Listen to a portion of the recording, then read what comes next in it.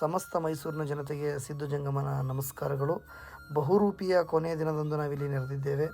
Doctor Honganur ನಂಜಯ್ಯರವರ ಮಾರ್ಗದರ್ಶನದಲ್ಲಿ ಈ ಒಂದು ಜನಪದ ಚರ್ಮವಾದ್ಯಗಳನ್ನು ಒಂದು ಮಳಿಗೆಯನ್ನು ಇಲ್ಲಿ ಇಟ್ಟಿದ್ದೇವೆ.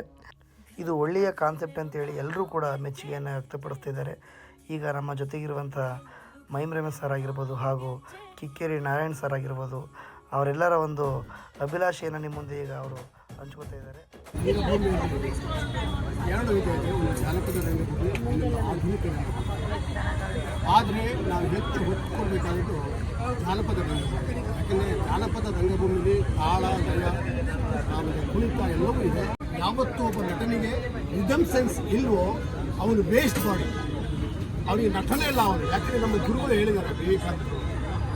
ಇವತ್ತು ನನಗೆ ಇದನ್ನು ನೋಡುವಾಗ ನಮ್ಮ ಗುರುಗಳ ನೆನಪಾಗ್ತಾ ಇದೆ. ವಿವೇಕಾನಂದರು ಅವರ ಮನೆಯಲ್ಲಿ ಇದೇ ರೀತಿಯ ಇದೆ, ಎಲ್ಲ ಸಿಟ್ಟು, ಪ್ರತಿಯೊಂದು ವಾದ್ಯಗಳು, ಎಲ್ಲ ವಾದ್ಯಗಳಿವೆ, ಚರ್ಮವಾದ್ಯಗಳು.